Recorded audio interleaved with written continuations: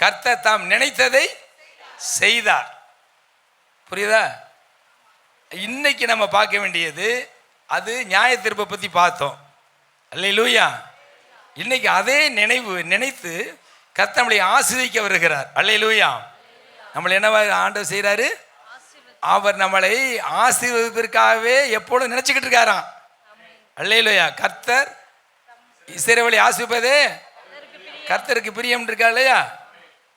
அப்படி வசனம் இருக்கா இல்லையா? ஆமாம். 24:1.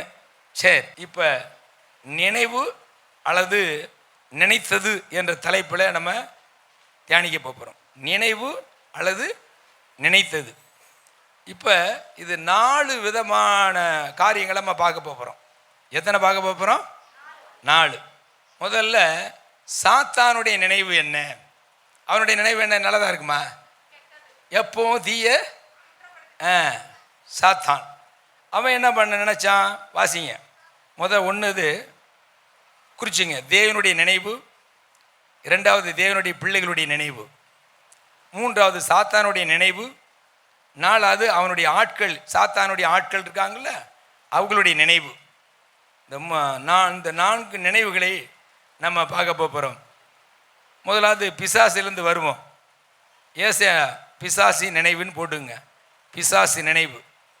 எதுக்கு சொல்கிறேன்னா, பிசாசுடன் நினைவுகள் நம்மிடத்தில் இருக்கவே கூடாது. அல்லேலூயா. சொல்லுங்க. நம்ம இருதயத்தில் எந்த நினைவு இருக்கக்கூடாது? சாத்தானுடைய நினைவு இருக்கக்கூடாது. தான் எடுக்கிற அந்த பாடத்தை என்ன? ஏசாயா 14 13-15 வாசிங்க. நீ உன் இருதயத்தில் சொன்னாயின்னு ஒன்று வருது. நான் வானத்துக்கு ஏறுவேன். பாருங்க, நான் வானத்துக்கு ஏறுவேன். தேவனுடைய நட்சத்திரங்களுக்கு பாருங்க, வார்த்தை பாருங்க. நான் வானத்துக்கு ஏறுவேன். தேவனுடைய நட்சத்திரங்களுக்கு மேலாக, தேவனுடைய நட்சத்திரங்களுக்கு மேலாக என் சிங்காசனத்தை உயர்த்துவேன். என்னுடைய சிங்காசனத்தை உயர்த்துவேன். வடபுறங்களில் உள்ள ஆராதனை கூட்டத்தின் வடபுறத்தில் தேவனைத்தான் ஆராதிக்க வேண்டும். தேவன் ஆராதிக்கிற அந்த இடத்துல இவன் போய் உட்கார்ந்து என்னை ஆராதிக்க வேண்டும் என்று இருதயத்தில் நினைக்கிறான். பர்வதத்திலே வீற்றிருப்பேன் என்றும், பர்வதத்தில் வீற்றிருப்பேன் என்றும், நான் மேகங்களுக்கு மேலாக, பாருங்க, நான் மேகங்களுக்கு மேலாக உன்னதங்களில் ஏறுவேன். உன்னதங்களில் ஏறுவேன். உன்னதமானவருக்கு ஒப்பாவேன். பாத்தீங்களா? உன்னதமானவருக்கு ஒப்பாவேன். தேவன் தான் அவனை படைச்சாரு, இவன் ஆண்டவருக்கு ஒப்பாவேன்னு சொல்லி நீ உன் இருதயத்தில் சொன்னாயே. பாருங்க, இவன் இருதயத்தில் நினைச்சதை கர்த்தர் அறிஞ்சிட்டார். தேவன் அறிஞ்சிட்டார். நினைச்சதை அறிஞ்ச உடனே இது அவன் வாயால சொல்லல, ஆனா இருதயத்தில் நினைத்தாலுமே இந்த வசனம் சொல்லுது. எதுல? மத்தேயு 12:34 வாசிங்க.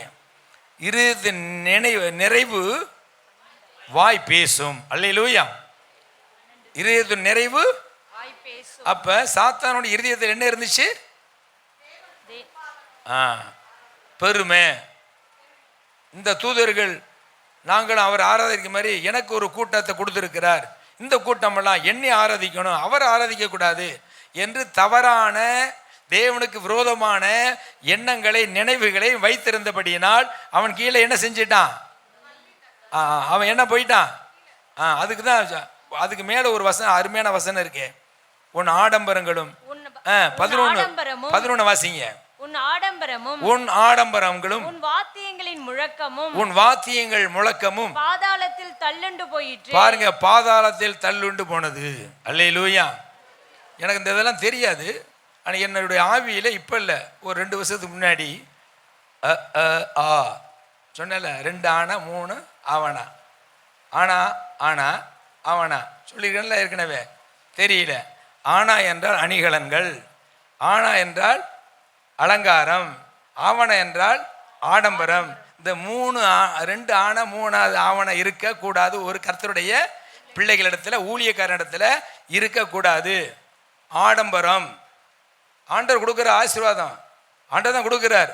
அந்த பணத்தை வைத்துக்கொண்டு என்ன செய்யக்கூடாது? ஆடம்பரம் கூடாது.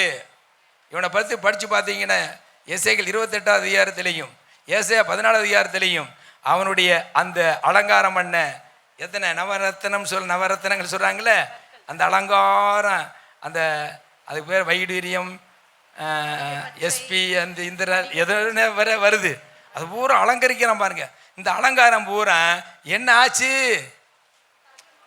பாதாளத்துக்கு போயிடுச்சா இல்லையா?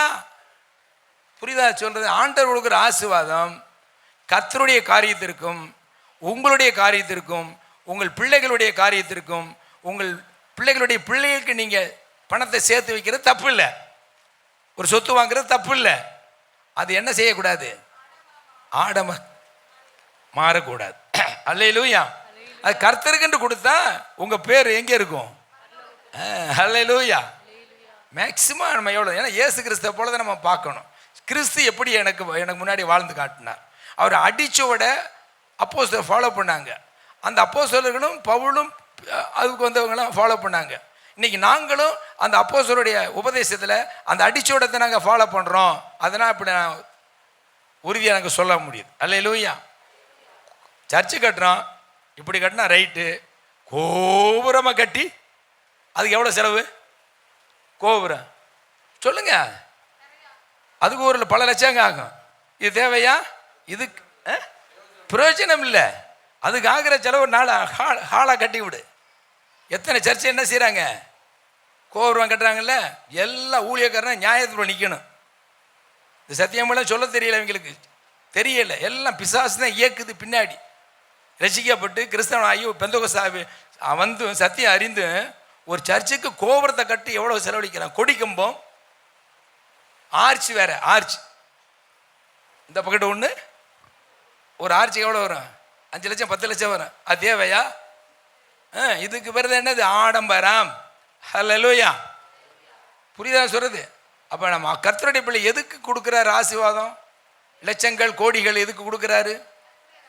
அவருடைய ராஜ்யத்துக்கும் நம்மளுக்கும் நம்ம பிள்ளைகளுக்கும் ஏழை அது நற்கிரியைகளுக்கு நம்ம பிள்ளைகளுக்கும் அதான் கர்த்தருடைய காரியம் நமக்கு. அப்படிங்கும் பொழுது அதில் நற்கிரியைகள் வந்துடுது, சபை வளர்ச்சி வந்துடுது, ஊழியக்காரர்களுக்கு வந்துடுது, மிஷனரி வந்துடுது, எல்லாமே. ஹல்லேலூயா. இந்த நினைவு இருக்கிற பொழுது, இந்த நினைவுகள் யாருக்கு இருக்கோ அவர்களை கர்த்தர் ஆசீர்வதித்துக் கொண்டே இருப்பார். ஹல்லேலூயா. ஆடம்பரத்துக்கெல்லாம் வரவே வராது, அலங்காரம்லாம் பண்ண மாட்டோம். எத்தனையோ சபையில் போகிறோம். இப்போ சிலவர் என்ன செய்வாங்களா, பிள்ளையை பிரதர்சித்தையா எத்தனை பலூன் கட்டி, அந்த தோரணை கட்டி, இந்த கட்டிலாம் எத்தனை சர்ச்சை நான் பார்த்துருக்கிறேன். ஆனால் இப்போ நம்ம சபையில் அப்படி இல்லை. அல்லேலூயா. இதுக்கு ஒரு 100 ரூபா 500 ரூபா செலவழியுமா இல்லையா? அதுக்கு பாருங்க, டயத்தை பார்த்துட்டு ரொம்ப ஊழியர் 5 மணி நேரம் அதை செலவழிச்சு. புரியுதா? இந்த மாதிரி இதெல்லாம் அலங்காரம் தேவையில்லை. அல்லேலூயா. புரியுதா புரியலையா? இந்த மாதிரி நம்ம பிள்ளைகளுக்கு என்ன செய்யணும்? சொல்லிக் கொடுக்கணும். சரி, ரைட், போயிட்டு போகுது. எதுக்குன்னு நான் சொல்கிற வசனம் சொல்லுது. லூசிபர் அவன் வந்து விழுந்து போகிறதுக்கு முன்னாடி அந்த வசனம் மறுபடியும் வாசி. உன் ஆடம்பரமும் உன் வாத்தியத்தின் முழக்கமும். எதை சிம்பிளாக வச்சுக்கலாம். பாட்டு கச்சேரி வைக்கிறாங்க, அதுக்கு 1 லட்சம் 2 லட்சம் என்ன பண்ணுறாங்க? கல்யாணத்தில் இல்லை, எவ்வளோ செலவு, வீண் செலவு. இந்த இங்கேருந்து வைக்கிறாங்க. எங்கேயோ யாரோ கேரளாவில், அதுக்கு பேர் என்ன பேர்? கெட்டி மேளமா, சென்டி மேளமா, இப்படி போட்டு அடிப்பாங்கப்பா, டங்கு டங்கு டங்குன்னு. இதுக்கு நான் பார்த்துருந்தேன், 1 லட்சம்.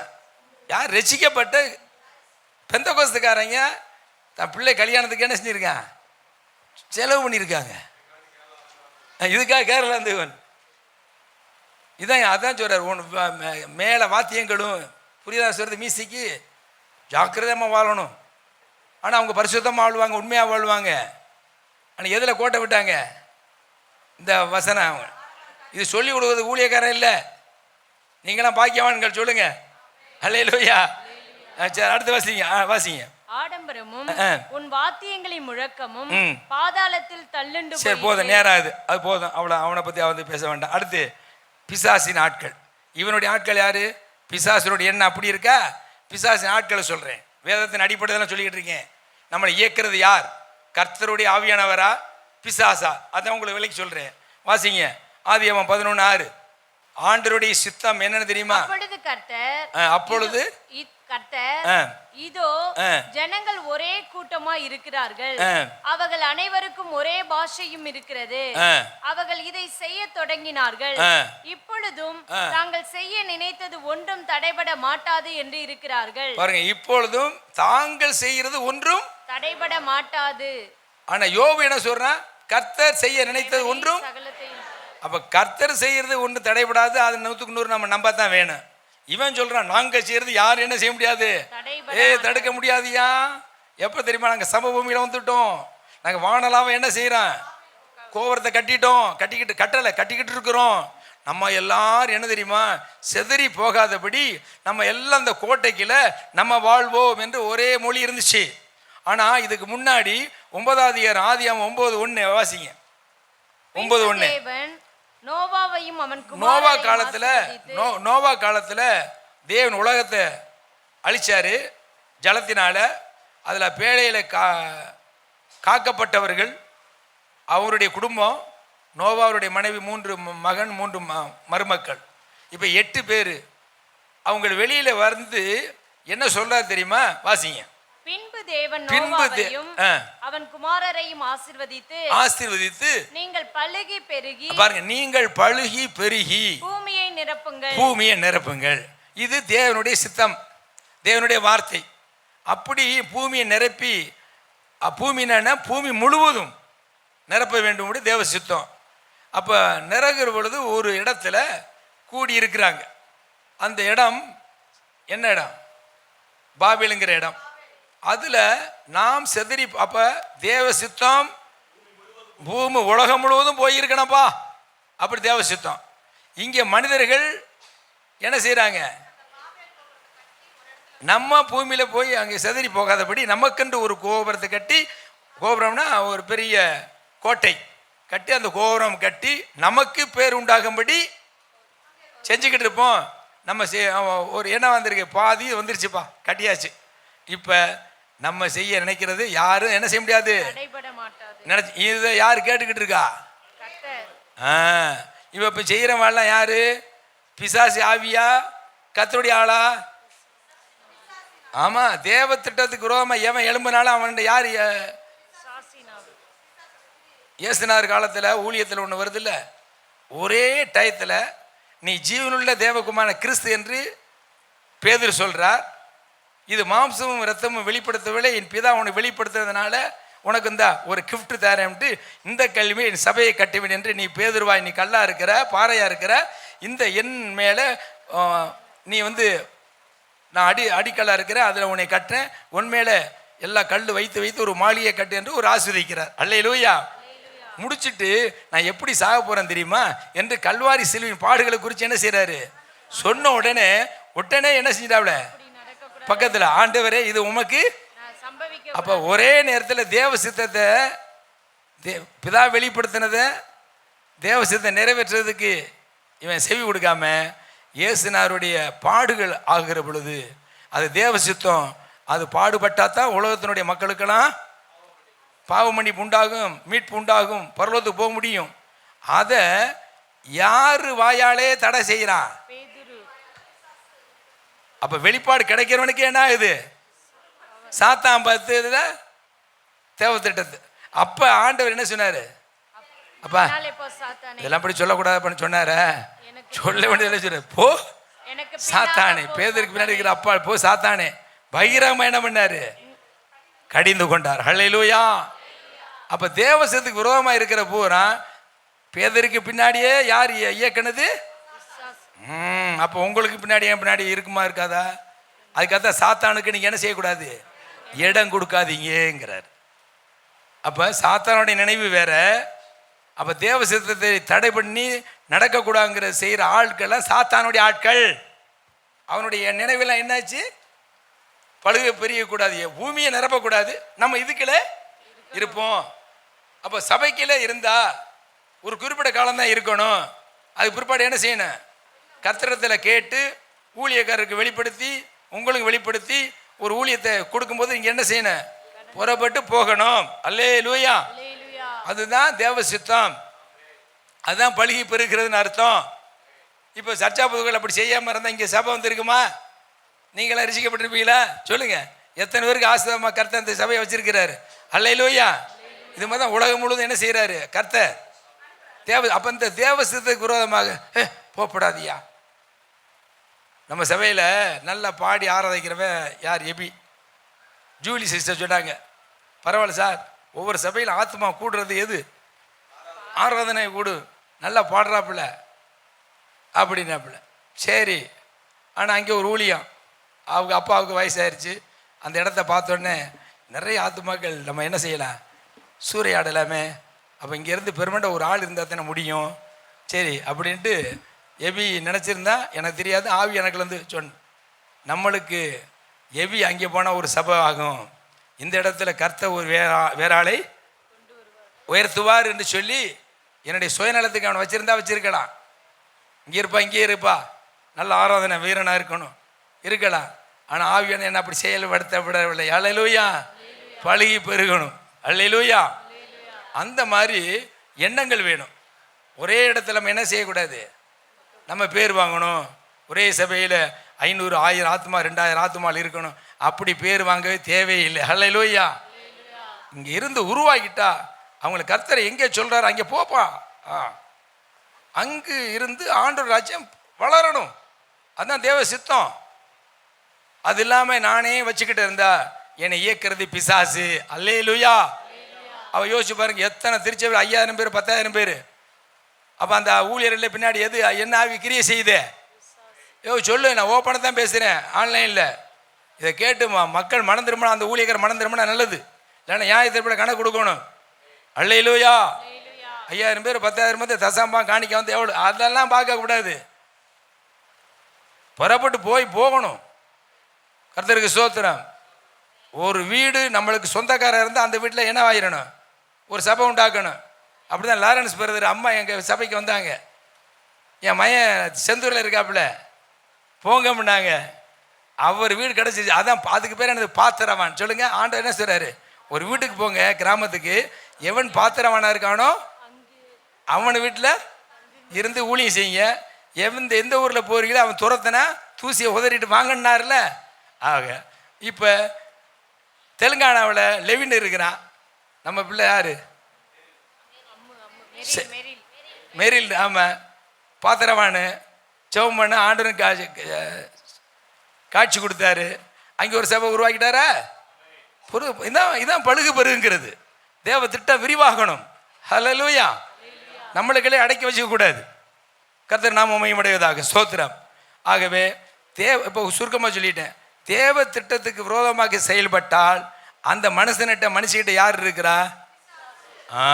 இது பிசாசு எண்ணம். சரி, அடுத்து இப்போ நம்ம வருவோம், தேவனை அப்புறம் பார்ப்போம். தேவனுடைய பிள்ளைகளாக இருக்கிற நம்ம, அல்லேலூயா, நம்மளுடைய நினைவு. ஏற்கனவே சொன்னேன், பிசாசு நினைவு சொல்லிட்டேன்.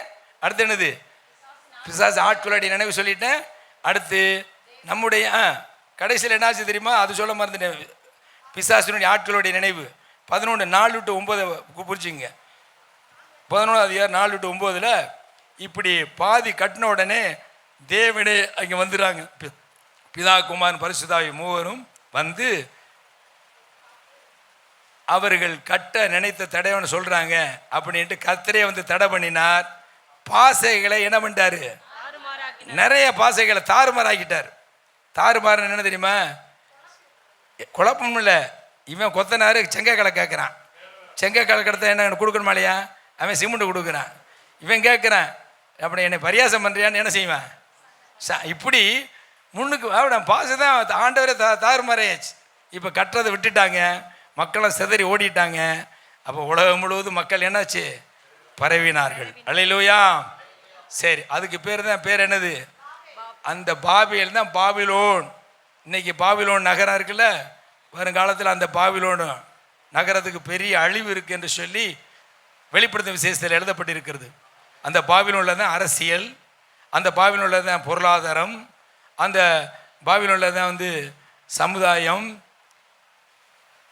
அந்த பாபிலோனில் தான் வந்து மதம், அந்தி கிறிஸ்துக்கு விரோதமாக எழும்புகிற மதங்கள் எல்லாம் அங்கே தான் உருவாகிறது. அதுக்கு ஒரு பெரிய அழிவு இருக்கு என்று சொல்லி வெளிப்படும் விசேஷத்தில் இருக்கிறது. சரி, போகட்டும். இப்போ மூணாவது தேவனுடைய பிள்ளைகளுடைய நினைவு. யோவான் 3:16 சொல்லுகிறது, தேவன் தம்முடைய குமாரனாய் விசுவாசிக்கிற எவனோ அவன் கெட்டு போகாமல் நித்திய அடையும்படிக்கு உலகத்தில் அன்பு கூர்ந்தார் சொல்லப்பட்டிருக்கிறது இல்லையா. அந்த குமாரன் இயேசு கிறிஸ்துவை யார் ஏற்றுக்கொள்கிறார்களோ அவர்களுக்கு யோவான் 1:12 படி தேவன் ஒரு பேரை கொடுக்கிறாரு. அவர்களுக்கு பேர் என்னது? தேவனுடைய பிள்ளைகள் என்று கொடுக்கிறார். அல்லேலூயா. அப்ப இந்த தேவனுடைய பிள்ளைகளுடைய நினைவு என்னவா இருக்கணும்? எபேசியர் 2:12 வாசிங்க. இது முக்கியமானது, குறிச்சிங்க. எபேசியர் 2:12. அக்காலத்திலே கிறிஸ்துவை சேராதவர்கள், பாருங்க, நீங்களும் நானும் இயேசு கிறிஸ்துவை ஏற்றுக்கொள்ளாத காலத்துல நம்மளாம் புறஜாதியா இருந்தோம், பேரளவு கிறிஸ்தவர்களாக இருந்தோம், உலக வழிபாடுகள் இருந்தோம். அப்பொழுது இயேசு கிறிஸ்துவை பத்தி நம்மளுக்கு தெரியவே தெரியாது. ஆனால் இஸ்ரவேலுடைய காணியாட்சிக்கு புறம்பானவர்களும், இஸ்ரவேலுடைய காணியாட்சி என்னென்ன? அவங்களுக்கு தான் அந்த ரட்சிப்பு, அந்த மீட்பு. நம்மளுக்கு இல்லை. நம்மளாம் பாவி யூதர்கள் தான் தேவனுடைய பிள்ளைகள் இருந்த காரியத்துல வாக்குத்தத்தத்தின் உடன்படிக்கைகளுக்கு அந்நியரும் நம்பிக்கை இல்லாதவர்களும் இவ்வுலகத்தில் தேவனற்றவர்களுமாய், இந்த உலகத்துல தேவனற்றவர்களுமாய் இருந்தீர்கள் என்று நினைத்துக் கொள்ளுங்க. நினைத்துக் கொள்ள வேண்டும். ஒரு காலத்துல நம்ம எப்படி இருந்தோம்? எல்லாரும் சொல்ல, ஒரு காலத்துல நம்ம எப்படி இருந்தோம்? கிறிஸ்துவை அறியாதவர் தேவன் அற்றவர்களாய் இருந்தோம். அந்த நினைவு இருக்கணும். ஆனால் ஆண்டவருடைய பெரிதான இரக்கம், பெரிதான கிருபை எல்லாருக்கும் இல்லாதது. ஆனா நம்மளுக்கு ஆண்டவர் என்ன பண்ணிட்டாரு? கிருபை. அதை நினைக்கணும். அல்லேலூயா. என்னாகமம் அப்படி நினைத்து, என்னாகமம் 15:39 என்ன சொல்ற தெரியுமா? கர்த்தரின் கற்பனைகளை எல்லாம் நீங்கள் என்ன செய்யணும்? நினைத்து. அதுல வருது என்னாகமம் 15:39. கர்த்தரின் கற்பனைகள் எல்லாம் என்ன பண்ணணும்? வாசிங்க அதை பாருங்க. கர்த்தரின் கற்பனை எல்லாம் நினைத்து போதும். கர்த்தருடைய கற்பனைகள் எல்லாம் சொல்லுங்களேன் வாய் திறந்து. அப்ப கற்பனை எல்லாம் உங்களுக்கு தெரியுமா? தெரியாது. வேதத்தை படிச்சா தான் என்ன தெரியும். சபைக்கு வந்தா தான் உங்களுக்கு என்ன தெரியும்? அறிந்து கொள்ள முடியும். ஹல்லேலூயா. அப்ப கற்பனையில் இதுல நான் ஒரு நபர் மூலமாக கேள்விப்பட்டேன். குடும்பத்தில் ஒரு பிரச்சனை, நல்லா இருந்த ஆத்துமா, இவர் அன்பு தான் முக்கியம். அதனால இயேசுவை தெரிஞ்சுக்கிட்டோமா போதும், நம்ம மற்றவர்கள் அன்பு செலுத்தணும், இது இருந்தால் போதும். ஜெபம், பிள்ளைகளுடைய படிப்பு காரியங்கள்லாம் அது விவரம் தெரிஞ்ச வந்துடட்டும். உலகத்தை மாதிரி அறிவுகளை படிக்கணும், நல்லா படிக்கணும், அறிவை அறிஞ்சிக்கணும். அதனால் பல புத்தகங்கள், ஜென்ரல் நாலேஜ். இதை யார் சொல்கிறா? கர்த்தருடைய பிள்ளைகள். அப்போ நான் சொன்னேன், 10 கற்பனையில் 10ஐயும் தெரிஞ்சு வச்சுக்கணும். இல்லையே, ஏசு நான் சொன்னேன் 2 கற்பனை தானே சொன்னார். இந்த புரியாத ஆளுங்க எத்தனை கற்பனை? 2 கற்பனை. ஒன்று தேவனை, அடுத்து தன்னைத்தானே சொல்ல, இந்த 2 கற்பனை. இங்கே என்ன சொல்றாரு? கர்த்தரின் கற்பனைகள் எல்லாம் நினைத்து. அது என்ன? அந்த 10 கற்பனையை ஆண்டவர் ஒன்று ஆக்கிட்டார். 10 கற்பனை எத்தனை கற்பனை? 4 தேவனை சார்ந்தது. ஒன்று என்னது? நானே தேவன் என்னை அன்றி. 2வது அவரை போல செருபம் விக்கிரத்தை என்ன செய்யக்கூடாது. 3வது பரிசுத்த நாள அவரை சேவிக்கணும், ஆராதிக்கணும். 4வது அவருடைய நாமத்தை. இந்த நாளும் தேவனை குறித்து சொல்லுதா? இது பூரா ஒரு கட்டளை கொண்டு வந்துட்டார். யார் கொண்டு வந்தா? அதை தான் இப்போ பார்த்தோம்ல. உன் தேவன கர்த்தர், இஸ்ரவேல் தேவன கர்த்தர் ஒருவரே, அவரை முழு இருதயத்தோடும் முழு பலத்தோடும் முழு ஆத்மாவோடும் அன்பு கூறுவாங்கிறது இந்த நாளும் வந்துருச்சியா. புரியுதா? அடுத்து 5, 6, 7, 8, 9, 10 6 கட்டளை யாருக்கு? மக்களுக்கு. உன் தாயின் தகப்பனை நேசி. அடுத்து என்னது? கொலை செய்யாதிருப்பாயாக, விபச்சாரம் செய்யாதிருப்பாயாக, களவு செய்யாதிருப்பாயாக, பிறனுக்கு விரோதமாய் பொய் சாட்சி சொல்லாதிருப்பாயாக, பிறனுக்குள்ள யாதொன்று இச்சை, பிறனுடைய மனைவி, பிறனுடைய ஆடு மாடு, பிறனுடைய கடை, பிறனுடைய காரு சொத்து, பிறனுடைய வேலைக்கார எதையும் என்ன பண்ணப்படாது. இந்த 6 என்ன பண்ணிட்டாரு? ஒரு கட்டளை கொண்டு வந்துட்டு தன்னைத்தான் நேசிப்பதில் பிறரையும் வந்துருச்சு. ஒருத்தனை கொலை பண்ணுவான், நானே கொலை பண்ண விரும்புவேன, அடுத்தனுடைய பொருளை திருட விரும்புவான், நம்ம பொருளை திருடுவோமா? எல்லாம் இந்த கட்டளை இப்படி ஞானமாக ஆண்டவர் சொல்லி 2 கட்டளைன்ட்டாரா? இவன் இந்த இதெல்லாம் மறந்துட்டு ஆண்டு 2 கட்டளை சொன்னார். அன்பு செலுத்துவார்ல, அப்போ ஞாயிற்றுக்கிழமை போய் ஆராதனை போனால் போதும். நம்ம மற்றவருக்கு என்ன ஜெபம், என்ன பிள்ளைகளா உட்காந்து ஜெபம், அந்த அந்த மாதிரி ஆவி என்ன அது கிரியை செய்யுது. அதுக்கு தான் சொல்கிறேன், இந்த கற்பனைகள் எல்லாமே நினைத்து. அப்போ வேதத்தை நீங்கள் அருமையாக படிக்கணும், புரியாதது ஊழியர்கிட்ட வந்து கேட்கணும், ஆவியானோட கேட்கணும், கர்த்தர் வெளிப்படுத்துவார், அதன்படி கற்றுக்கொள்ள வேண்டும். சரி போகட்டும். உபாகமம் 7:19, உபாகமம் 7:19, தேவனுடைய பிள்ளைகள் எதை நினைக்கணும் சொல்லி பேசிக்கிட்டு இருக்கார் ஆவியானவர். உன் கண்கள் கண்ட பெரிய சோதனைகளையும் அடையாளங்களையும் அற்புதங்களையும் உன் தேவனாகிய கர்த்தர் உன்னை புறப்பட பண்ணி காண்பித்த பலத்த கையையும் ஓங்கிய புயத்தையும் நன்றாய் நினைத்து அவர்களுக்கு பயப்படாதிரு. நன்றாக நினைத்து, புரியுதா? அடுத்து அதிசயமா நடத்தி வந்த கர்த்தரை நினைத்து. உபாகமம் 16:12 என்ன சொல்லுது? எகிப்தில் அடிமையா இருந்ததை நினைத்து. அப்ப இது இஸ்ரேல் தேசத்து நடந்த வரலாறு. இன்னைக்கு இதை வைத்து கொண்டு நீங்களும் நானும் பார்க்கணும். ஐயா, கிறிஸ்துவை ஏற்றுக்கொள்வதற்கு முன்னாடி நீங்க எப்படி வாழ்ந்தீங்க? எத்தனை பேர் பிசாசின் பிடியில் இருந்தீங்க? எத்தனை பேர் மந்திரவாத பிடிச்சி கட்டுக்கள் இருந்தீங்க? எத்தனை பேர் பயங்கரமான லட்ச பணத்தில் கடனாளியா இருந்தீங்க? எத்தனை பேர் வியாதியில மரித்து போயிருந்தீங்க, மரிக்கும் தருவாயில? அந்த நேரத்தில் கர்த்தருடைய வல்லமை, கிறிஸ்துவனுடைய ஊழியக்காரன், கிறிஸ்துவனுடைய பிள்ளைகள் வந்து இயேசுவை பற்றி சொல்லுகிற பொழுது நீங்கள் விசுவாசித்து கர்த்தரால் ரட்சிக்கப்பட்டு சபைக்கு வந்து உங்களுக்காக ஊழியக்காரன் உபவாசம் போட்டு கண் விழித்து ஜெபித்து உங்க வீட்டுக்கு வந்து செய்து இன்னைக்கு கர்த்தர் உங்களை ஆசீர்வதித்து இந்த இடத்துல வைத்திருக்கிறாரு. இதை நீ நன்றாய் நினைத்திருக்க வேண்டும். புரியுதா? கர்த்தர் நல்லா ஆசீர்வதிச்சிட்டாருன்ட்டு இந்த நினைவுகளாம் மறந்துடக்கூடாது. இது யார் நினைக்கிறது தெரியுமா? தேவனுடைய பிள்ளை நினைப்பான். ஹல்லேலூயா. நன்றாய் நினைத்து. அடுத்து 24:9, உபாகமம் 24:9, வழியிலே உங்கள் தேவனாய கர்த்தர் மிரியாமு செய்து நினைத்து என்னாச்சு? மிரியாம் ஊழியக்காரனுக்கு விரோதமாக எழும்புனா. புரியுதுவா? தேவன் அழைக்கப்பட்ட ஊழியக்காரன் மோசைக்கு விரோதமாக அவனும் ஒரு ஊழியக்காரன் தான், ஆரோனும் ஒரு ஊழியக்காரன் தான், மிரியாமும் ஒரு ஊழியக்காரன், தீர்க்கதரிசி. அண்ணன் தம்பி, அக்கா, அண்ணே, தங்கச்சி, அக்கா. அண்ணே ஆரோன், ஆரோனுக்கு அடுத்து யாரு? மிரியாம் அக்கா, மோசைக்கு அக்கா. இந்த மூவருமே ஊழியக்காரரு. யார் அழைச்சா தெரியுமா? மோசை அழைச்சார். அழைக்கப்பட்ட ஊழியக்காரனுக்கு விரோதமா யாரு பேசினது? அண்ணங்காரன் அக்காக்காரன் பேசினான். இது யாரு பார்க்கிறா? நன்றா நினைத்து. தாங்க முடியல, என்னுடைய பிரதிநிதியாக இருந்த என்னுடைய ஊழியக்காரன் விரோதமாக அவன் எப்படிப்பட்டவன் இருக்கிறான்? உண்மையா இருக்கிறான், விசுவாசமா இருக்கிறான், தன்னை வெறுத்து இருக்கிறான், நான் சொன்னதெல்லாம் கேட்கிறான். 40 நாள் இரவும் பகலும் 3 முறை உபவாசித்து உண்ணாமல் புசியாமல் குடியாமல் தேவசூதர் அமர்ந்திருந்த மோசே, தேவனுடைய சாயலை பார்த்த மோசே, எங்கும் உண்மையா இருந்தான், சாந்த குணமா இருந்தான். அப்பேற்பட்டு ஊழியக்காரனை குறித்து புறஜாதி பேசல. ஒரே கற்பத்தில் தாய்கிட்ட பிறந்த, ஒரே கற்பப்பையில் பிறந்த ஆரோனையும் மிரியாமையும் கர்த்தர் என்ன பண்றாரு? சாடுகிறார். கொஞ்ச நேரத்தில் கொஞ்ச நேரம் நின்று இருந்தா அவ்வளவரும் காலி. கோவம் வந்த உடனே போயிட்டாரு. வர சொல்லிட்டாரு. வர சொல்ல இங்கே போன உடனே என்ன நடக்குது தெரியுமா? மோசையை முகத்தை பார்த்து சரி இவளுக்கு பாடம் போட்டுவிட்டு 7 நாள் குஷ்டரோகம் ஆயிடுச்சு. அப்போ குஷ்டரோகம் வந்து பாளையத்து பொறுப்பே தள்ள வேண்டும். 7 நாள் பிரயாணம் பண்ணலை. அவளுக்கு புத்தி வரணுங்கிறதுக்காக கர்த்தர் அங்கே என்ன பண்ணுறாரு? சிட்சித்தார். அதை நினைத்து கொள்ளுங்கள். புரியுதா சொல்றது? சில நேரங்களில் கர்த்தர் நம்மளை சிட்சையை கொடுப்பார். அந்த சிட்சையை நம்ம என்ன செய்யணும்? நினச்சிக்கணும்.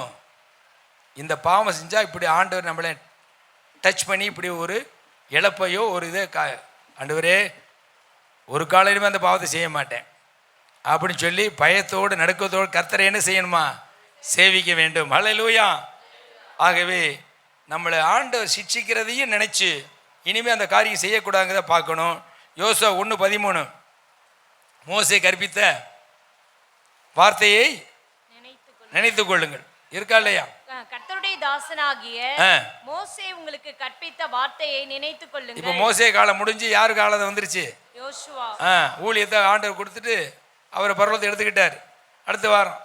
அப்போ ஊழியக்காரன் எந்த ஊழியக்காரன் தேவனால் வைத்திருக்கிறார் அந்த ஊழியக்காரன் வார்த்தையை நம்ம கேட்கணும். உங்கள் தேவனாகிய கர்த்தர் ஆ. உங்களை இளைப்பாற பண்ணி ஆ. இந்த தேசத்தை உங்களுக்கு கொடுத்தாரே.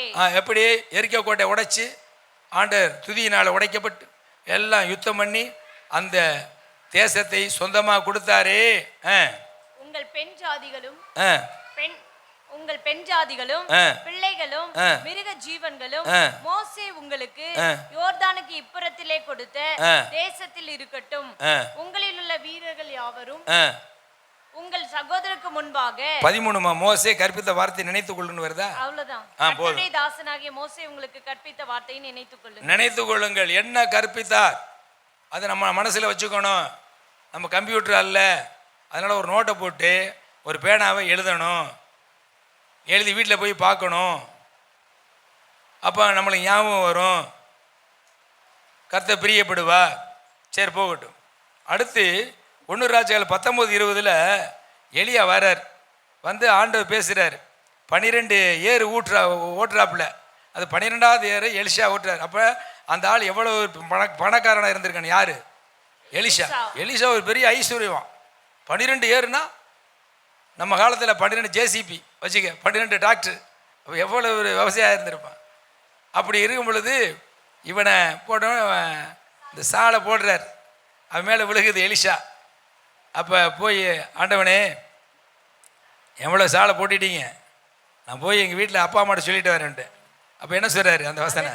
அப்பொழுது அவன் மாடுகளை விட்டு எலியாவின் பிறகே ஓடி, நான் என் தகப்பனையும் என் தாயையும் முத்தம் செய்ய உத்தரவு கொடும், அதற்கு பின் உம்மை பின்தொடர்வேன் என்றான். சொல்றாரு. அதுக்கு எலியா என்ன சொல்றாரு? அதற்கு அவன், போய் திரும்பி வா, போய் திரும்பி வா, நான் உனக்கு செய்ததை நினைத்துக்கொள், நான் உனக்கு செய்ததை நினைத்துக்கொள். அப்படி என்ன அர்த்தம்? ஊழி அழைப்பு, அந்த வஸ்திரத்தை மேலே போட்டது. இப்போ தேவன் எங்களுக்கு கொடுத்த ஊழிய அழைப்பு இருக்கு. நான் எதற்கு அழைக்கப்பட்டேன்னு நான் தெரிஞ்சுக்கணும். எந்நேரமும் நான் எனக்கு என்ன ஆண்டவர் அழைப்பு, அந்த அழைப்பில் நான் உறுதியாக நிலைத்திருக்க வேண்டும். உங்களுக்கும் கர்த்தர் அந்த அழைப்பை கொடுத்துருக்கிறார். உங்களுக்கு என்ன அழைப்பு, அதில் நீங்கள் என்ன செய்யணும்? நினச்சிக்கணும். சுவிசேஷனா சுவிசேஷகன், போதகனா போதகன், மெய்ப்பனா மெய்ப்பன், தீர்க்கதரிசினா தீர்க்கதரிசி, அப்போஸ்தலன் என்னது, இந்த இதை நினைக்கணும். விசுவாசினா விசுவாசி. கீபோர்டுறியா கீபோர்டு போடுற மியூசிக்கு. அடுத்து வேறு மூப்பரா, என்ன கர்த்தர் அழைச்சிருக்கிறாரோ என்ன செய்யணும்? நினச்சிக்கிட்டே இருக்கணும். நினைக்கிறது மட்டும் இல்லை, அதுக்கு தகுந்தாற் போல ஊழியமும் என்ன செய்யணும்? செய்ய வேண்டும். ஹல்லேலூயா. சரி, ஆதியாகமம் 19:29 எடுங்க. அங்கே தன்னுடைய சகோதரன் தவறான இடத்துல போய் குடிசை போட்டு வாழ்ந்துக்கிட்டு இருக்கான். அங்கே போயிருக்கக்கூடாது, போயிட்டான். போனாலும் நீதியாக வாழ்கிறான். நீதியாக வாழ்ந்தாலும் தினந்தோறும் இருதயத்தில் என்னவா இருக்கு? வேதனையோடு இருக்கிறான். அதுக்கு வாழ்வா? தினந்தோறும் வேதனையோடு வாழ்றது வாழ்வானே. ஆனால் அந்த இடத்துல எதிரிகள் வந்து அவனை அரெஸ்ட் பண்ணி போயிட்டாங்க. அரெஸ்ட் பண்ணி போன கேட்குறாரு ஆபிரகாம். கேட்டோன்னே ஆபிரகாம் என்ன செய்கிறாரு? போய் அப்போ அதோட என்ன புத்தி வருதுல, யாரோட வந்திருக்கணும்? வரலை, அங்கேயே இருந்திருக்கிறான். இருக்க குழந்தைய பற்றி எடுத்துட்டான், வந்துட்டான். கடைசியில் அந்த குழந்தைக்கு எதனுடைய பழக்கத்தில் வருது? சோதோம் குமாரா பயங்கரமான பாவ பழக்கத்தில் வந்துக்கிட்டு இருக்கு. ஆண்டவர் பார்த்தாரு, ஒரு அளவு வச்சிருந்தார், ஸ்கேல் தாண்டி போயிடுச்சு. அந்த நகரத்தை அழிக்க வேண்டும் என்று சித்தம் கொண்டு வருகிற பொழுது லோத்தும் அந்த இடத்துல இருந்துட்டாரு. அப்போ அந்த இடத்துல இருந்தனால லோத்து நீதிமானா இருக்கிறாரு. இருந்தாலும் யாருடைய தம்பி? அதனால ஆபிரகாம் நினைத்து யாரை காப்பாத்துறாரு? அது மாதிரி இன்றைக்கு பிதாவே தேவனுடைய பார்வையிலே நாம் ஆண்டவராக இயேசு கிறிஸ்துவினுடைய வெளியேற இரத்தத்தினால் கழுவப்பட்டு மீட்கப்பட்டு அவருடைய பிள்ளையாக இருக்கிறோம். ஆனால் அடிக்கடி பாவத்தை விழுந்து போகிறோம், எழுந்திருக்கிறோம், பாவ அறிக்கை செய்கிறோம், விழுந்துடுறோம், மற்றவர்களை குற்றப்படுத்துகிறோம், குறை சொல்கிறோம், வேதனைப்படுத்துகிறோம், துன்பப்படுத்துகிறோம். தேவன் பயங்கரமான இதுக்கான அவனை எரிச்சித்தேன் அப்படின்னு பிதாவை தேவன் நம்மளை நியாயந்திருக்க வருகிற பொழுது அடிக்கப்பட்ட வண்ணமாக வலது பாரிசத்திலே, பிதாவிதனுடைய வலது பாரிசத்திலே ஆண்டவர் இயேசு கிறிஸ்து இருக்கிறார்ல, அவர் எங்கே யார்கிட்ட நிற்கிறாரு? பிதாவை தேவனே, உங்களுடைய சொல்லுக்கு நான் கீழ்ப்பிடிந்து போய் சித்தத்தை நிறைவேற்றல, என்னுடைய இரத்தத்தினால மீட்கப்பட்ட இந்த திருச்சபையில் அவன் ஒரு அங்கமா இருக்கிறான். அல்லேலூயா. அல்லேலூயா. அப்ப அந்த அங்கத்துல அவன் ஜெபிக்கலைனாலும் அவனுக்கு உத்தரவாதம் கொடுக்குற ஊழியக்காரன் ஜெபம் பண்றான். என்னுடைய ஊழியக்காரன் சபையில அவனுக்காக ஜெபம் பண்றான். இது நிமித்தம் அவனை நீங்க என்ன செய்யாதீங்க, தண்டிக்காதீங்க, கொஞ்சம் பொறுத்துருங்க, மனம் திரும்பிடுவேன் என்று நம்மளுக்காக பிரதான ஆசாரியராகிய இயேசு கிறிஸ்து இன்றும் நம்மளுக்காக என்ன செஞ்சுக்கிட்டு இருக்காரு? பரிந்து பேசி கொண்டு இருக்கிறார். ஹல்லேலூயா. அல்லேலூயா. புரியுதா? நீங்க ஜெபிக்காம இருக்கலாம், உங்களுக்கா நாங்க என்ன செய்யறோம் தெரியுமா? உங்க பேரை சொல்லி சோத்திரம் பண்ணிக்கிட்டு இருக்கோம், ஜெபம் பண்ணிக்கிட்டு இருக்கோம். இதனால நீங்க தப்பு வச்சுக்கிட்டு இருக்கீங்க. ஆண்ட வந்து ஜெபத்தை கனம் பண்றாரு. சும்மா அதெல்லாம் எழுதி வைக்கல. ஆபிரகாம் நினைத்து லோத் என்ன செய்யறான் சொல்லுங்களே? காப்பாற்றப்படுகிறார்கள். நீங்க திருச்சபையில் ஒரு அங்கமா வச்சிருக்கிறீங்க. உங்களை பாதுகாப்பதற்கு தான் எங்களை வச்சிருக்கிறாரு. அப்போ உங்க பேரை வச்சு உங்க பொண்டாட்டி பிள்ளை பேரை என்ன இருக்கோ அதெல்லாம் இருதயத்தை வச்சுக்கிட்டு நாங்கள் ஜெபம் பண்ணிக்கிட்டு இருக்கோம், ஸ்தோத்திரம் பண்ணிக்கிட்டு இருக்கோம். இந்த ஜெபத்தில் நீங்க ஒரு நாள் 2 நாள் ஜெபம் பண்ணாமல் இருந்துருக்கலாம். ஒரு வாரம் ஜெபிக்காம வாரம் வாரம் வந்துட்டு போயிருங்க. 6 நாள் ஜெபிக்காம உங்க வேலையை பார்க்குறீங்க. நீங்க உயிர் வாழ்றது எதுனால்னா உங்களுக்கு இருக்கக்கூடிய விசுவாச ஞாயிற்றுக்கிழமை வந்து கர்த்தரை ஆராதிச்சு போறீங்க. எப்போ ஏதோ ஒரு 5 நிமிஷம் 10 நிமிஷம் ஜெபிக்கிறீங்க. அது ஒரு பக்கத்து இருந்தாலும் உத்தரவாதம் பெற்ற உக்குரானக்காரனா இருக்கிற ஊழியரை எங்களுடைய ஜெபத்தை கேட்டு கர்த்தர் மனமிறங்கி உங்களை கர்த்தர் என்ன பண்றாரு? பாதுகாத்து வருகிறார், ஆசீர்வதிக்கிறார். இதான் சத்தியம். ஹல்லேலூயா. நினைத்து. அடுத்து எபிரேயர் 13:7. இதை கொஞ்சம் நேரம் எடுக்கலான்னு பார்க்குறேன், ஏன்னா இந்த வசனம் முக்கியமான வசனம். எபிரேயர் 13:7 வாசிங்க. இது எனக்கு தெரியல, பாஸ்டர் அம்மா அந்த வசனத்தை எடுத்து கொடுத்தாங்க. அல்லேலூயா. நல்ல ஒரு டேனிக் கொடுத்த மாதிரி ஒரு பூஸ்ட் வந்துருச்சு இந்த வசனம். வாசிங்க. தேவ வசனத்தை வேத வசனத்தை உங்களுக்கு போதித்து உங்களை நடத்துகிறவர்களை நீங்கள் நினைத்து அவர்களுடைய நடக்கையின் முடிவை நன்றாய் சிந்தித்து அவர்களுடைய விசுவாசத்தை பின்பற்றுங்க. ஊழியர்களுடைய விசுவாசத்தை போன வாரம் இதை எடுத்தேன் என்னுடைய சபையில, தலைமை சபையில. ஐயா, என்னையை காட்டிலும் செந்தூரில் கூடிய நம்ம ஊழியக்காரன் பவுல் விசுவாசத்தில் 100க்கு 100 விசுவாசத்தில். நாளைக்கு பணம், இன்னும் கையில் பணம் இல்லை, பணம் வேணும், பிள்ளைகளுக்கு ஃபீஸ் கட்டணும், சர்ச்சுக்கு இபிபியில் ஏதோ கட்டணும், பணம் இல்லை. விசுவாசத்தில் கர்த்தர் கரெக்டாக என்ன செய்கிறாரு? சந்திக்கிறாரு. உண்டா இல்லையா? அந்த விசுவாசம் எனக்கு இல்லைன்னு நான் என் சபையில் சொன்னேன். ஏன் எனக்கு கீழே இருக்கிற ஊழியக்காரன் அந்த விசுவாச கர்த்தர் வச்சிருக்காரு. அல்லேலூயா.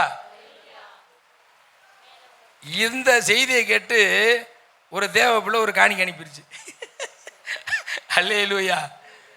அல்லேலூயா. இந்த செய்திக்கு இந்த சாட்சி கேட்டு பிள்ளை படிப்புக்காக கர்த்தர் ஆசீர்வதிப்பாராக. அல்லேலூயா.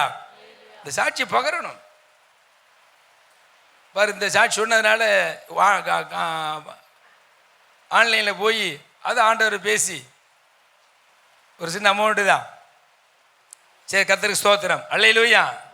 அப்போ உங்களை நடத்துகிறவர்களை நன்றாக நினைத்து. இப்போ உதாரணம் சொல்ல போகிறேன். இப்போ இங்கேருந்து ரசிக்கப்பட்டவங்களாம் வெளி மாநிலத்துக்கு வெளி பட்டணத்துக்கெல்லாம் போனவங்கள யார் யார்? ஐயா, உங்களை கர்த்தர் இந்த ஸ்தலத்தில் இரட்சித்து ஊழியக்காரன் ஜெபம் பண்ணி சிறுபிள்ளையாக இருக்கும் பொழுது வாலிபரை உருவாக்கும் பொழுது கல்யாணம் பண்ணி வச்சு எல்லாம் படித்து இப்போ எங்கெங்கே இருக்கிறாங்க இந்த சபையில்.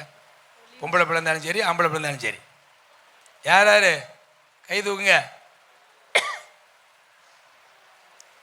லான்சி சொல்கிறதை கவனிக்க தெரியலையா? புரியலையா? இந்த திருச்சபையில் உங்களை கர்த்தர் ரட்சித்தார் இல்லையா? வழி நடத்தினார் இல்லையா? காலங்கள் வருகிற பொழுது இந்த திருச்சபை போய்ட்டு எங்கே போகிறீங்க? வேலை நிமித்தம், படிப்பு நிமித்தம் எங்கே போகிறீங்க? தசமா எங்கே கொடுக்குறீங்க? அங்கே தான் கொடுக்கணும், இங்கே கொடுக்கக்கூடாது. எந்த திருச்சபை போறீங்களோ அங்கே கொடுக்கணும். அதோடு இல்லை, வருடத்திற்கு 3 முறையாவது நீங்கள் இந்த திருச்சபைக்கு வரணும். இதுதான் சத்தியம். இது எனக்கு ஆண்டு சொல்லி கொடுத்தார். எங்கே இருந்தாலும் சரி, சென்னையில் இருந்தாலும் சரி, வெளிநாட்டில் இருந்தெல்லாம் வர முடியாது. நம்ம நாட்டுக்குள்ளே இருந்தால் நீங்கள் இன்னொரு இடத்துக்கு போயிட்டீங்க, கர்த்தர் அந்த சபையை வச்சு நடத்துகிற ரைட்டு. ஆனால் 5வது கற்பனை என்ன கற்பனை தெரியுமா? உன் தாயையும் தகப்பனையும் கனம் பண்ணு. எந்த தாய் தகப்பன்? உன் பெற்ற தாய் தகப்பனையும் கனம் பண்ணணும். அதை விட யாரை கனம் பண்ணணும்? உன்னை பரலோகத்துக்கு கொண்டு போகிற தாய் தகப்பனை யாரு? ஊழியக்காரன் ஊழியக்காரியை நீங்கள் கனம் பண்ணணும். அந்த திருச்சபையை இங்கே கனம் பண்ணணும். அதான் சத்தியம். அதை விட்டுட்டு உங்கள் அப்பா அம்மாவையும் கனம் பண்ணிக்கிட்டு இருக்குது போல இவங்களாம் என்ன அப்படி நினைக்கவே கூடாது. உங்களை கடைசி வரைக்கும் பரலோகத்துக்கு கொண்டு போகக்கூடிய ஒரு பொறுப்பு எங்கள் கருத்திலே கர்த்தர் கொடுத்திருக்கிறார். நாங்கள் கர்த்தருடைய சமூகத்தில் எங்கள் உத்தரவாதம் பெறணும். உங்களுக்கு பாவ சோதனை வரும், பொருளாதார சோதனை வரும், சரீரத்தில் வியாதி என்ற சோதனை வரும், பக்கத்தில் சண்டைக்கார ஏதாவது பிரச்சனை வந்துக்கிட்டே இருக்கும். உங்களுக்காக உபவாசித்து கண் விழித்து ஜெபம் பண்ணி ஏதாவது ஹெல்ப் பண்ணி யார்? ஊழியக்காரன். அவர்களை நீங்கள் என்ன செய்யணுமா? நன்றாக நினைத்து அவங்க எந்த சபையில் இருக்கிறாங்க, தலைமை, இந்த சபை உங்களுக்கு தலைமை சபைனா இங்கே இருந்து ஒரு முக்கியமான கூட்டம் வருடத்துக்கு 2 முறை 3 முறை கூட்டம் போட்டால் அந்த கூட்டத்துக்கு என்ன பண்ணணும்? வந்தாகணும். அல்லேலூயா. அதுக்கு ஆகிற செலவு என்ன? ஒரு காணிக்கையாக கொடுக்கணும். அப்போ தான் நீ ஆசிரிக்கப்படுவ. தசமா அங்கே கொடுக்குற ரைட்டு. ஆனால் உன்னை உருவாக்குச்சுல இந்த சபை, அது என்ன நீ பாத்திரவனா இருக்கிற? காலகாலம் சாகர வரைக்கும் இந்த சபைக்கு நீ என்ன வரணும்? வரணும். உங்கள் பிள்ளைக இந்த சபையில் இல்லாமல் அந்த சபையில் வளர்ந்தா ரைட்டு. உங்களை உருவாக்கின ஊழியம் சபை, அந்த ஊழியக்காரனை நீங்கள் நன்றாக நினைக்கணும். கன்வர்ஸ் நடக்குது. என்ன இருந்தால் 3 நாள் மனைவிடைய சொல்லி லீவை போட்டுட்டு கணவன் மனைவி எங்கே வந்துடணும்? இங்கே வந்துடணும். வெளியே இருக்கிறீங்க. அது ஒரு பெரிய ஒரு சகோதர சிநேகம். அதுக்கு தான் அன்பை வெளிப்படுத்துறது. அது வரும் பொழுது உங்களால் இயன்ற காணிக்கை கொடுத்து அதுக்கு மாதம் கொஞ்சம் சேர்த்து வைங்க. நம்மளுடைய கேட்குறேன், அப்பா அம்மாவுக்கு முடியாத காலத்தில் மட்டுமில்லை, மாதம் கரெக்டாக கொடுக்குறீங்களா? நான் கொடுத்துருக்கேன், அதனால் உங்களுக்கு சொல்கிறேன். என்னுடைய தாய் தகப்பனுக்கு நீங்கள் கொடுக்குறீங்களா இல்லையா? ஐயா, உங்கள் அப்பா அம்மாவுக்கு சம்பாரித்து கொடுக்கும் பொழுது குடித்தனம் பண்ணிட்டீங்கன்னா இருந்தாலும் தாய் தகப்பனுக்கு என்ன கொடுக்குறீங்க? மாதந்தோறும் ஒரு 1000 2000 கொடுக்குறீங்களா இல்லையா? தாய் தகப்பனுக்கு கொடுக்குறதே இல்லை. அமைதியாக இருக்கிறீங்களே. தாய் தகப்பன் தான் வாங்குறாங்களா? அப்படி இருக்கக்கூடாது. நீங்கள் தாய் தகப்பன் என்ன செய்யணும்? கொடுக்கூடா இருக்கணும். தகப்பனையும் கனம் பண்ணுவாயான் அந்த வசனத்தை மீறிட்டா சாத்தா வந்துடுவான். ஆண்டவர் செய்யவே மாட்டார். இந்த யோபு பற்றி நான் எடுக்கிறேன். யோபு பற்றி, அது யோபு பற்றி என்னன்னா, சாத்தான் ஒப்பு கொடுக்குறாரு, சாத்தான் தான் பறிக்கிறான். ஆண்டவர் டச் பண்ணவே மாட்டார். சாத்தான் வந்துடுவான். நம்ம ஆண்டவர் இறக்கப்பட்டு ஆசீர்வாதம் கொடுத்தாலும், ஆண்டவரே உன் மையன் தான் ரைட்டு, அவன் தாய் தகப்பனை என்ன செய்ய மாட்டேங்கிறான்? ஒரு மாதம் 1000 ரூபா கொடுக்க மாட்டேன், அதனால் நான் 5000க்கு நான் செலவு வச்சு விடுவேன், வியாதியை கொடுத்துருவான். புரிஞ்சுக்கிட்டீங்களா? அது பெற்ற தாய் தகப்பனுக்கும் அதே போல் உங்களை வளர்த்த ஆவிக்குரிய திருச்சபைக்கு நீங்கள் சம்பாதிக்கிற ஒரு சிறு தொகையை வைத்து அந்த கன்வென்ஸ் கொடுக்கும் பொழுது நடத்தினா அந்த ஆசீர்வாதம் உங்கள் மனைவி பிள்ளைகளுக்கு சந்ததிகளுக்கு கற்று கொடுப்பா. ஒரு காலங்க பின்வாங்கி போக மாட்டீங்க. ஆவிக்குரிய வாழ்க்கை நாள் வளர்ச்சி அடைஞ்சிக்கிட்டே போவீங்க. இதுதான் சத்தியம். சரி, போகட்டும், நேராது. கர்த்தருக்கு ஸ்தோத்திரம். யோபு 42:2 இங்கே வாங்க. தேவரி செய்ய சகலத்தை செய்ய வல்லவர், நீ செய்ய நினைத்தது தடைபடாது. அப்ப யோபு ஒரு தீர்க்கதரிசி. அவனுக்கு தெரியும். ஆகா, நம்ம 1வது அதிகாரத்தில் எடுத்து வாசிங்கன்னா இந்த புதியதாக வந்திருப்பாங்களே மூர்த்தி பிரதர், நல்லா கவனிங்க. இந்த வார்த்தையை நீங்கள் நம்பினீங்கன்னா கர்த்தர் அப்படியே உங்களுக்கு ரெட்டிப்பாக தரப்போகிறார். யோபுடுங்க வாசி. ஊஸ் தேசத்திலே யோபு என்னும் பேர் கொண்ட ஒரு மனுஷன் இருந்தான். அந்த மனுஷன் உத்தமனும் தேவனுக்கு பயந்து பொல்லாப்பு விலகுறவனுமாய் இருந்தான். அவனுக்கு 7 குமாரர் 3 குமாரத்திகளும் அவனுக்கு 7000 ஆடுகளும் 3000 ஒட்டகங்களும் 500 ஏர்மாடுகளும் 500 கழுதைகளும் ஆகிய திரளான பணிவுடைய வேலைக்காரர் இருந்தாங்க. பெரிய ராஜா மாதிரி இருந்தாங்க. ஆனால் அவனுக்கு ஒரு பெரிய சோதனை வந்தது. அதில் கர்த்தர் உண்மையாக இருக்கிறான்னு அவருக்கு தெரியும். ஆனால் அவனை ரெட்டிப்பாக ஆஸ்வதிக்கும்பதற்காக காரியத்தை அனுமதிக்கிறாரு. சாத்தான் போய் நிற்கிறான். நின்று கேட்ட உடனே சரி ஓகேன்றாரு. அதனால் ஆண்டவர் அவனை வேலி எடுத்து பாதுகாக்கிற வரைக்கும் சாத்தான் உள்ள நுழைய முடியலை. சாத்தான்கிட்ட ஒப்பு கொடுத்த உடனே அந்த ஆடு மாடு ஏறு எல்லாம் ஒரே நேரத்தில் இறந்து போயிடுச்சு. அக்கினியால் சுட்டரிக்கப்பட்டாச்சு. எதிரிகள் பிடிச்சிட்டு போயிட்டாங்க. அவனுடைய பிள்ளைகளும் 10 பிள்ளைகளும் எல்லாம் காலி. இப்போ வெறுமையாக இருக்கிறான். வெறுமையாக இருந்தும் கர்த்தர் கொடுத்தார், கர்த்தர் எடுத்தார், கர்த்தர் நாமத்திற்கு சொன்னான். இப்படியும் இவ்வளவும் இழப்பு வந்தும் கர்த்தரை என்னல விடலையே அப்படி நினைச்சு இருக்கையில பிசாசு மறுபடியும் போறான். அவன் சரீரத்தில் நீங்க வியாதியை கொடுங்கன்னு என் பொறுப்பில் கொடுங்க, நான் வியாதியை உண்டாக்கிறேன், அப்போ உங்களை நாம தூசிப்பான், உங்களை வழி விடவே மாட்டான் அப்படின்னு ஆராதிக்க மாட்டான்னு சொல்லி இவன் பிசாசு போராடுறான். சரி, அவனுடைய ஜீவனை மட்டும் சொல்லுங்க, அவனுடைய ஜீவனை மட்டும் தொடாது. இப்போ வியாதியை கொடுத்துட்றான். வியாதி கொடுத்த உடனே அவனுடைய நேரம் உருமாற்றம் போயிருச்சு. கொப்பளங்கள், அரிப்பு, குப்பைக்குழியில் இருக்கிற போல இருந்து ஓடை எடுத்துக்கிட்டு சொரிஞ்சுக்கிட்டு இருக்கிறான். பல வேதனைகள்.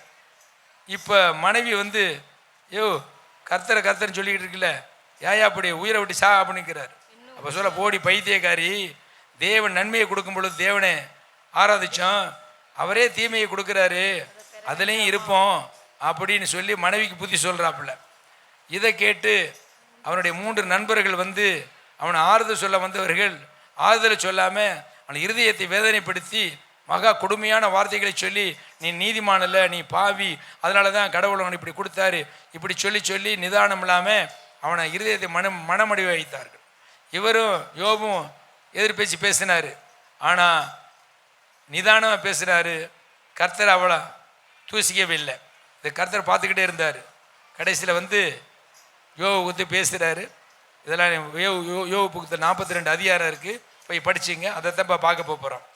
அப்போ தெரிஞ்சுக்கிட்டாரு, கர்த்தர் செய்ய நினைத்தது ஒன்றும் அப்படின்னு இவர் தீர்க்கத்தை செய்தனால கர்த்தர் என்னை ஆஸ்வதிக்க போகிறார்.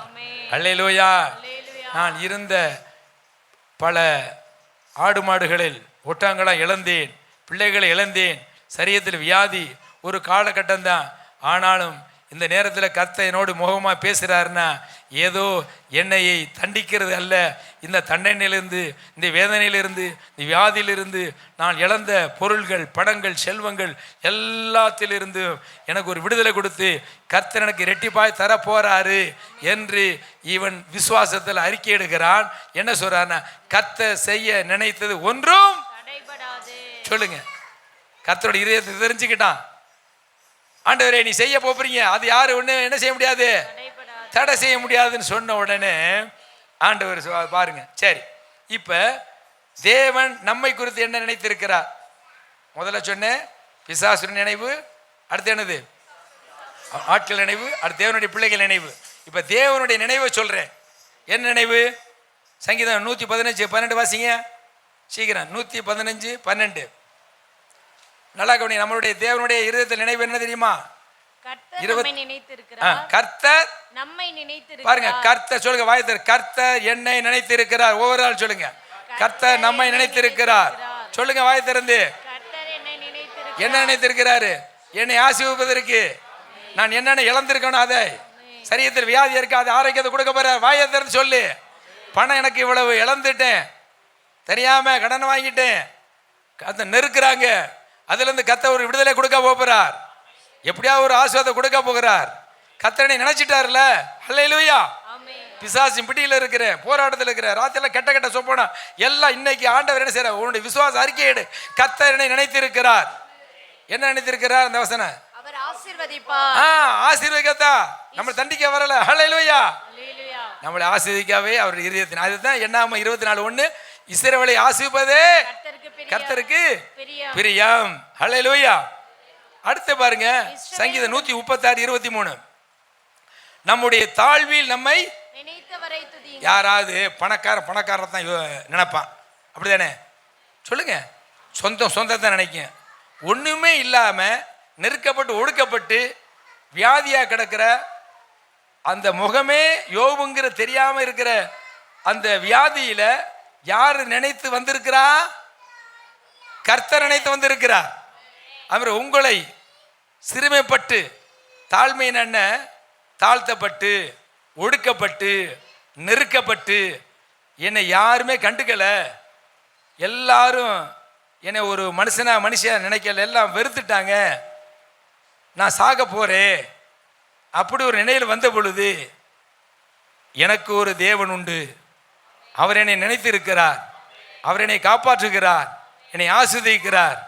அதுதான் பணக்காரனா போவான், கோடீஸ்வரன் தான் பொண்ணு எடுப்பான், அதை வைப்பான். ஆனால் இங்கே தாழ்மையில் இருந்து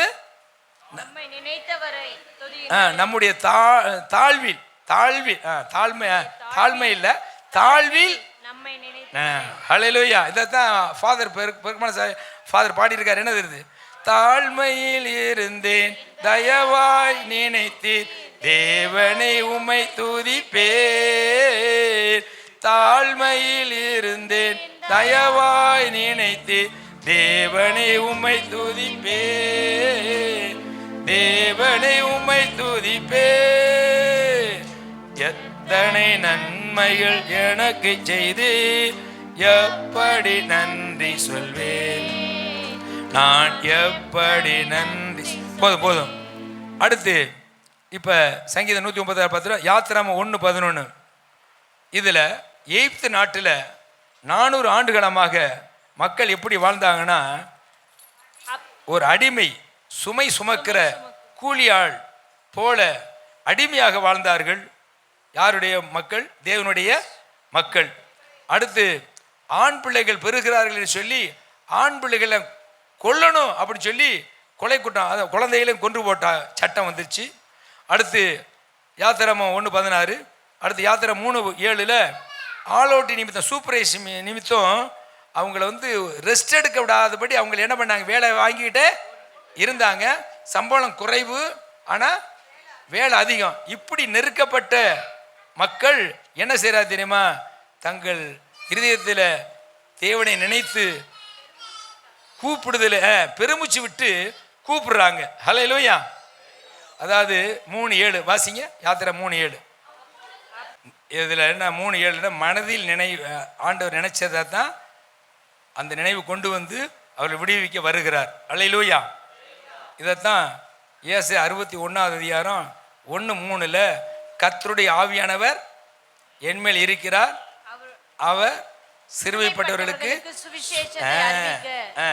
கர்த்தர் என்னை அபிஷேகம் பண்ணினார், இருதயம் நொறுங்குண்டவர்களுக்கு காயங்கட்டுதலையும் சிறைப்பட்டவர்களுக்கு விடுதலையும் கட்டுண்டவர்களுக்கு கட்டவிழ்த்தலை கூறவும். போதும். இப்ப அந்த எகிப்து நாட்டில் அப்படி அவருடைய ஜனங்களை மீட்பதற்கு மோசே தன்னுடைய இருதயத்தில் நினைத்த நினைவை மக்கள் கூப்பிடுறத கேட்டு நினைச்சு மோசையை அனுப்பி விடுதலை ஆக்கினது போல, புதிய ஏற்பாட்டில் ஆண்டவராக இயேசு கிறிஸ்து பூமிக்கு மரியாள் இடத்துல குழந்தையாக உற்பத்தி வர்றதுக்கு முன்பதாக கிட்டத்தட்ட 640 வருஷத்துக்கு முன்னாடி இந்த தீர்க்க தரிசனம் ஏசாயா தீர்க்கதரிசி சொல்லப்பட்டது.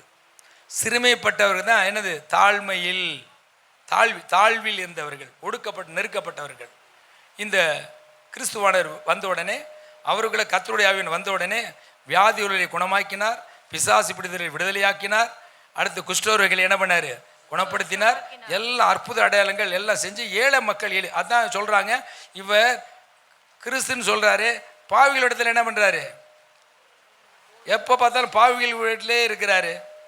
அவர் ஆண்டவர் சொல்றாரு, வியாதி உள்ளவனுக்கு தான் மருத்துவம் தேவை, பாவிகளை மன்னிப்பதற்காகத்தான், பாவிகளை மீட்டெடுப்பதற்காகத்தான் தேவன் என்னை என்ன செஞ்சாரு, அனுப்புனாருன்னு சொல்லுகிறார். ஹல்லேலூயா. ஆக தேவனுடைய நினைவு என்னன்னா, பணக்காரனாக்குறது அல்ல, ஏழையை ஐஸ்வர்யனாக்குறதுக்கு, பாவியை நீதிமானாக்குறதுக்கு, வியாதி உள்ளவனை ஆரோக்கியமாக்குறதுக்கு. ஹல்லேலூயா. இதுதான் யாருடைய நினைவில் இருக்கு, கர்த்தருடைய நினைவில் இருக்கிறார். ஹல்லேலூயா. கர்த்தருக்கு ஸ்தோத்திரம். ஆண்டவருடைய நினைவில் இப்படிதான் இருக்கிறோம். சரி, இதோட கர்த்தருடைய நிறைவை முடிச்சுட்டு இப்போ யோபு வாழ்க்கையில் என்ன நடந்துச்சுன்னு பார்ப்போம். ஏன்னா அவன் தீர்க்கதரிசனம் சொன்னான். அதில் 2:7 யோபு 2:7. அப்பொழுது சாத்தான் கர்த்தருடைய சந்நிதியை விட்டு புறப்பட்டு யோபின் உள்ளங்கால் தொடங்கி அவன் உச்சந்தலை மட்டும் கொடிய பற்களால் அவனை வாதித்தான். சரி, அப்ப வாதித்தது பிசாசு. ஆனால் அந்த ஆண்டவர் அதை முறியடிப்பதற்கு ஆண்டவரே வந்து அவனுக்கு என்ன பண்ணுறாரு, விடுதலை கொடுக்க வருகிறார். அதுதான் சொல்கிறார், நீ நினைத்தது ஒன்றும் தடைபடாது என்று. இதை வச்சு சொல்கிறார். அப்படின்னா ஆண்டவர் யோபுக்கு ஒரு பரீட்சை வைக்கிறார். அடுத்து அவனை பரியாசம் பண்ணி அவன் இருதயத்தை வேதனைப்படுத்தின 3 நண்பர்களுக்கும் ஒரு தேர்வு வைக்கிறார், பரீட்சை. இந்த பரீட்சையில் யார் பாஸ் ஆகிறதுன்னு பார்க்குறாங்க. 2 பேருமே வெற்றி. ஆனால் அந்த காரியத்தில் அந்த பரியாசம் பண்ண வேதனைப்படுத்தின 3 நண்பர்களை கூப்பிட்டு அந்த வசனத்தை வாசிங்க. கர்த்தர் இந்த வார்த்தை 7ஆம் வசனம். கர்த்தர் இந்த வார்த்தைகளை யோபோடே பேசின பின் கர்த்தர் தேமானியனான எலிப்பாசை நோக்கி, உன்மேலும் உன் 2 சிநேகிதர் மேலும் எனக்கு கோபம் மூளுகிறது. என் தாசனாகிய யோபு பேசினது போல் நீங்கள் என்னை குறித்து நிதானமாய் பேசவில்லை. அப்ப 2 ஆண்டவரை பார்த்துக்கிட்டு இருக்காரு. யோபு நிதானமா பேசுறார். ஆனா யோபுக்கு ஆறுதல் சொல்ல வந்த மனிதர்கள் யோபு இருதயத்தை காயப்படுத்தினாங்க. அப்ப இவன், நீங்க போய், அது பின்னாடி கீழே வசனம் இருக்கு, நான் சுருக்கமா சொல்லிடுறேன். நீங்க போய் யோபுகிட்ட போய் நீங்க பழி செலுத்துங்க, அவன் உங்களுக்காக வேண்டுதல் செய்வான் அப்படின்னு சொல்றாப்புல. இவங்க என்ன பண்ணாங்க, 3 பேரும் ஆண்டவரே பேசிட்டாரு. நம்ம அவனை போய் பரியாசம் பண்ணோம், அவர்கிட்ட போய் ஜெபம் பண்ண சொல்றாரு அப்படின்னு இவங்க நினைக்கல. அவங்களும் தன்னை தாழ்த்தி எங்கே போகிறாங்க, போகிறாப்புல. சரி, இப்போ யோபு ஆண்டவர் சொல்கிறாரு, உன் சிநேகிதனுக்காக வேண்டுதல் செய்து. யோபு என்ன சொன்னார், ஆண்டவரே நானே வியாதியாக இருக்கிறேன், சொல்லுங்க, நானே கடன் பிரச்சனை இருக்கிறேன், நானே அவமானப்பட்டிருக்கிறேன், என்னை எவனா ஏற்றுக்குவாங்களா சொன்னானே, என்ன சொன்னார், வேண்டுதல் செய்தார். அந்த வசனத்தை வாசிங்க. யோபு தன் சிநேகிதருக்காக வேண்டுதல் செய்தார். அப்பொழுது தேமானியான எலிப்பாசும் அந்த 3 பேர் என்ன பண்ணாங்க தெரியுமா, கர்த்தர் தங்கள் சொன்னபடியே செய்தார். அப்பொழுது கர்த்தர் யோபின் முகத்தை பார்த்தார். ஏன் முகத்தை பார்க்கிறாரு, வேண்டுதல் பண்றாரா, அந்த வேண்டுதல் எப்படி இருக்கு, உண்மையான வேண்டுதலா பொய்யான வேண்டுதலா, ஆண்டவர் பார்க்கிறார்ல. இப்போ யோபு தான் இழந்த இழப்பும் தன்னுடைய சரீரத்தில் வேதனை இருந்தாலும் கர்த்தர் சொன்னதை என்ன பண்ணிட்டாப்ல. அப்போ நீங்கள் உங்களுக்கு எவ்வளோ வேதனைகள், எதிர்பார்ப்பு, பிரச்சனைகள், போராட்டங்கள் இருந்தாலும் இங்கிருந்து கர்த்தர் சொல்லுகிற தேவனுடைய வார்த்தை ஊழியக்காரர் மூலமாக ஆலோசனை கொடுக்குற ஆலோசனைகள், கர்த்தருடைய வார்த்தை, நீங்கள் வேதத்தை எடுத்து படிக்கிறீங்க வீட்டில், அங்கேயும் ஆண்டவர் வசனம் தான் பேசுது. அப்போ நீங்கள் அப்படியே கீழ்ப்பிடிக்கிற பொழுது அப்படியே கர்த்தர் ஆசீர்வதிக்கிறார். அல்லேலூயா. எப்படி ஆசீர்வதிக்கிறாரு, யோபு முகத்தை பார்க்குறாரு, பார்த்த உடனே உண்மையிலே இருதயத்திலிருந்து என்ன செய்கிறான், ஜெபம் பண்ணுறான்.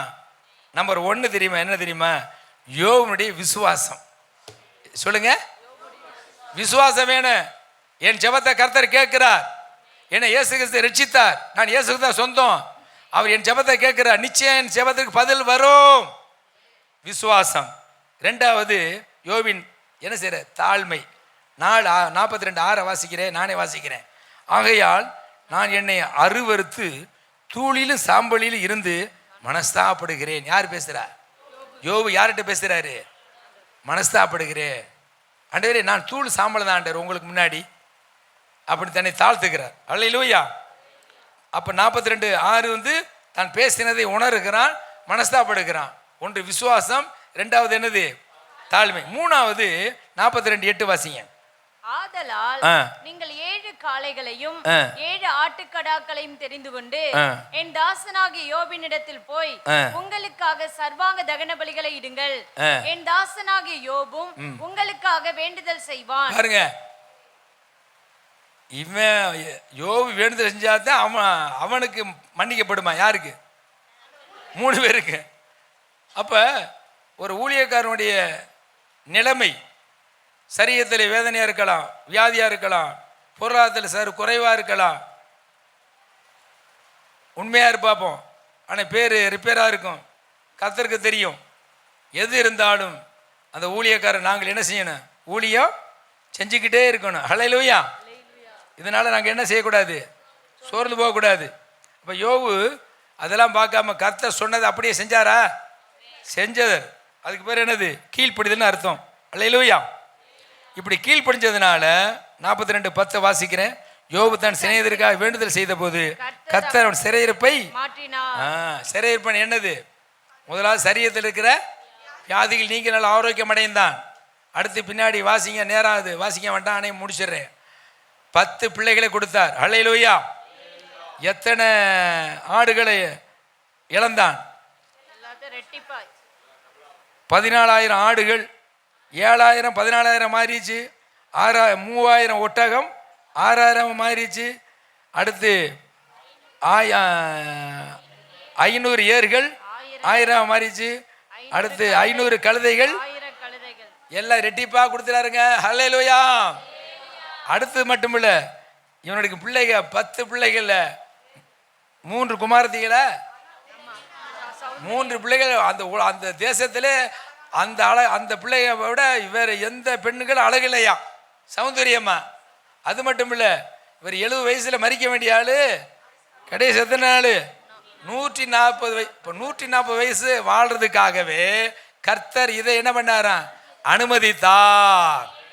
அந்த அனுமதித்த பொழுது இவர் என்ன செய்யல? கர்த்தரை ஒரு காலம் என்ன செய்யல? தூசிக்கவே இல்லை. உதடுகளால் பாவம் செய்யல. புரிஞ்சுக்கிட்டீங்களா? அப்ப கர்த்தர் நம்மளை என்ன செய்யறாரா? நினைத்திருக்கிறார். எதுக்கு நினைத்திருக்கிறாரு? ஆசீர்வதிக்கவே. எல்லாம் எழுந்திருப்போமா? வாமா அருள்மரி, எல்லாம் எழுந்திருப்போம், ஒப்பு கொடுப்போம். ஆண்டவரே, இந்த கர்த்தர் யோபுனுடைய முன்னிலைமை காட்டிலும் பின்னிலைமை ஆசீர்வதித்தது போல என்னுடைய வாழ்க்கை முன்னிலைமை கடனா இருந்தேன், முன்னிலைமை வியாதியா இருந்தேன், முன்னிலைமை தரத்தரமா இருந்தேன், முன்னிலைமை வறுமையா இருந்தேன். எது இருந்தாலும் சரி, இந்த நாளிலே ஆண்டவர் யோபுவை ஆசீர்வதித்த தேவன். யோபுவை ஆசீர்வதிப்பதுதான் கர்த்தருக்கு இருதயத்தில் இருந்த நினைவு. அந்த நினைவை கர்த்தர் நிறைவேற்றது போல எனக்கும் ஆசீர்வாதத்தை என்னை குறித்து நீ வைத்திருக்கிற உங்களை நினைவை நிறைவேற்றுங்கள். ஒப்பு கொடுப்போம். கர்த்தர் உங்களை ஆசீர்வதிப்பாராக. ஹல்லேலூயா. சத்தமா சொல்லுவோமா? பசி வந்துருச்சா? நினைவு கூறும் தெய்வம். கர்த்தர் நினைத்ததை செய்தார். அவர் நினைவு கூறுகிற தெய்வம். நினைவு கூறுந்த தெய்வம் நம்மளையும் சில காரியங்கள் நினைவு கூறும்படி பல காரியங்களை நம் முன்னிலையில கர்த்தர் நமக்கு வைத்தார். எத்தனை பேர் ஆமென் வரலையே? நமக்கு முன்னாடி வைத்தார். ஆனா உலகத்துல சொல்ல வாழ நினைத்தா, உலகத்தான் சொல்லியிருக்கான் வழியா இல்ல பூமியில.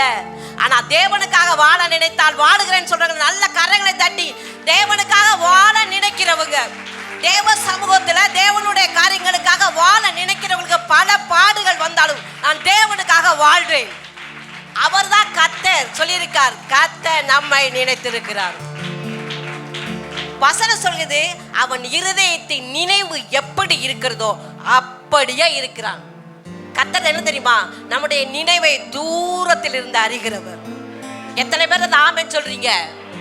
அதனாலதான் சொன்னாரு, இப்ப உட்கார்ந்து இருக்கும் போது கூட பல பேருடைய நினைவுகள் வேற வேற நினைவுக்குள்ள போய்கிட்டே இருந்திருக்கு.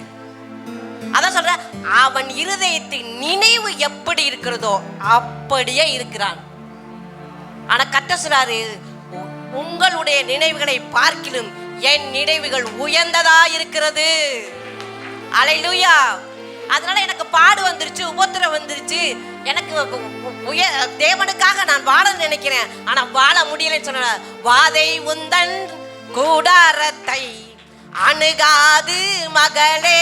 எத்தனை பாடுகள் வந்தாலும் எந்த பொல்லாப்பும் நேரிடாது மகனே.